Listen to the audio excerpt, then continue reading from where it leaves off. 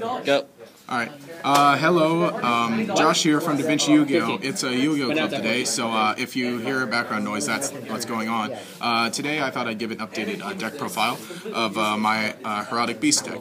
I finally pretty much have most everything in this. I love this deck. I've been playing it since pretty much January, February when Cosmo Blazer came out. I really love the deck. I like how it works. And so yeah, I'll just get into it. So first of all, for monsters, 3 of the Heraldic Beast Leo is very important. It's the searcher. Anytime it's sent to grave, you get a Heraldic Beast from your deck to your hand. It does not miss timing, so it's great. 2000 beater. He dies during the end phase. He's normal summon, but that's good. Essentially the main card. Then the Heraldic Beast Aberconway. Pretty much the only reason you play him is because he's a name. Is that he is a Heraldic Beast. He is an 1800 beater and a win. So that does play into it.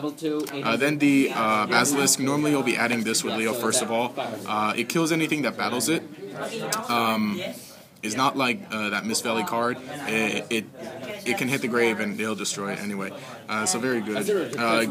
Actually gets around Draco Sack. Attack your tokens with everything and then attack or suicide this into Draco Sack and stuff. It's like a suicide chicken. It's a suicide chicken. Somehow. Heraldic Beast, Twin-Headed Eagle. This one is the good one. You can banish it from your grave to target 2 other Heraldic Beasts and attach them to an Xyz monster with no material that you have. So essentially it refills stuff like Cowboy, refills stuff like Maestroke and Blackship and Shockmaster when the deck had Shockmaster, but sadly not anymore. That's all for the actual Heraldic Beast. There's that's about 10, I think. Next is the support monsters. 3 Golbindberg because it does help with auto-exceeding, and you do need that very desperately. He's good, but the more important one is Kagetokage, because he is searchable. This is more of a Heraldic Beast reptile deck. It does help with the it's a zoo pretty much.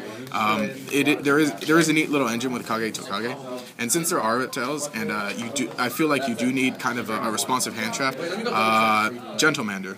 It's essentially Battle Fader plus Duke Frog. It does create a lock if you special summon 2, so that's really nice, and you can go ahead and add them with the nice little engine you have. Plus they're level 4s, and you can exceed with them on your turn should you need to. That's all for the monsters. That's 19, I believe. For spells, Dark Hole, it's a must. 2 MSTs, not 3. With Macro and Defish are at 1, you really only need 2 now. 2 Pile Dualities. You don't need 3 because you will kind of want to special summon on your first turn, but it's there for consistency. Next, the specific is Heraldry Reborn. It's essentially Monster Reborn for any of your Heraldic Beast monsters. Because you're at 3 and everybody else is at 0. Exactly. And then 3 Advanced Heraldry Art, which is, people compare it to Miracle Fusion, but 4 Xyz monsters and 4 Heraldic Beasts. Essentially, in a way, you can see these guys like the elemental heroes of Xyz monsters, which is what I see. This is essentially what makes the deck good, because you have solid monsters with good effects, but you have 6 overpowered spells in your deck. So that's one of the reasons the deck is good. For traps, easy Mirror Force. Bottomless, 2D Prison, that's more Draco Sack hate. Compulsory, Draco Sack hate. Void, Trap Hole, I hate Batman Boxers, and this gets rid of Lead Yoke. Fiendish Chain, probably should be playing 2, but that's good. And then 3 Call the Haunted, because this deck has a lot of graveyard recursion. 3 of these on top of 3 Heraldry Reborns on top of 3 Advanced Heraldry Arts. Basically, if it goes to the grave, it's coming back. Next for the extra deck. The extra deck is a bit incomplete, but it is pretty good. It's what I play right now. Wind up Zenmains because what is it? Xyz Encore is a card. You don't want to be sitting there with nothing. 1 Cowboy. It's good. Helps get the initial burn off. You can go ahead and inflict 800 and get a search off of Leo. You probably should be playing 2 of those. Next, 2 Maestrokes because it's good. Like I said, it stays on the field, and detaching Leo is good. A Lightning Chidori because you do have wind monsters. I might want to up it to 2.